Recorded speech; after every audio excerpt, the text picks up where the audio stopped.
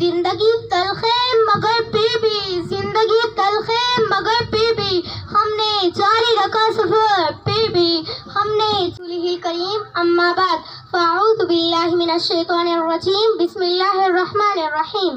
والذین آمنوا وعملوا الصالحات اولئک اصحاب الجنۃ هم فیہا خالدون۔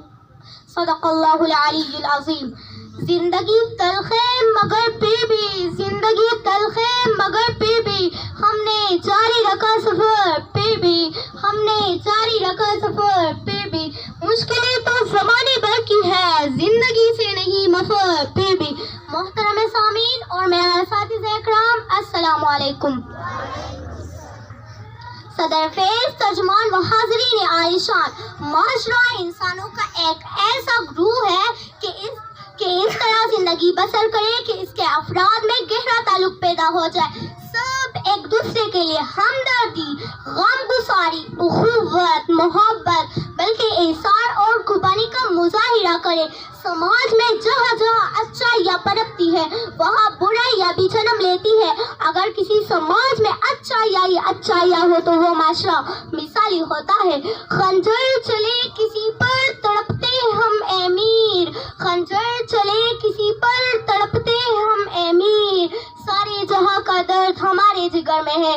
صدر باتمکین و معزز حاضرین، پوری اولاد آدم کا ایک ہی باپ ہے تو سب کی حقیقت بھی ایک جیسی ہے۔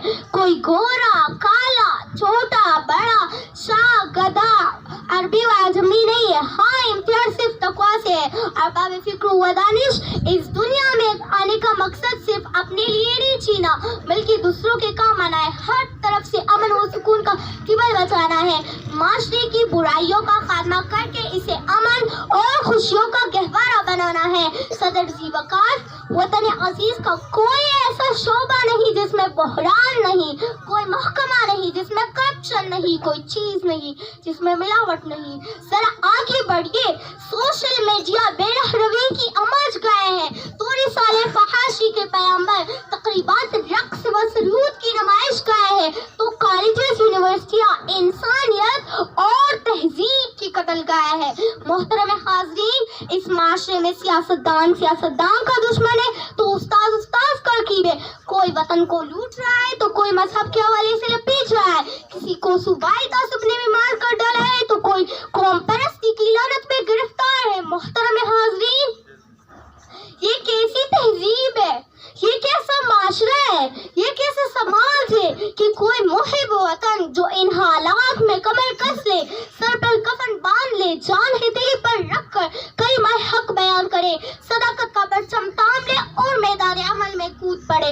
صدر ذی چشم و معزز مکرم، سسکتے ہوئے مجبور مرد زن، بلکتے ہوئے معصوم بچے، روتے تڑپتے مستحق یتیم ہماری غیرت ایمانی کو للکار رہے ہیں، مسکین و بیوگان مدد کو پکار رہے ہیں، بے بس باپردہ بہنیں ہماری راہ تک رہی ہے۔ کوئی ہے جو ان کی عزت و حرمت کا صاحبان تامنے میں ان کا ساتھ دے۔ فاصلوں کا خیال کرتے ہو، فاصلوں کا خیال کرتے ہو، رہنوردو کمال کرتے ہو، رہنوردو کمال کرتے ہو، مانگتے ہو سکون زمانے سے، کس گدا سے سوال کرتے ہو۔ وآخر دعوانا الحمدللہ رب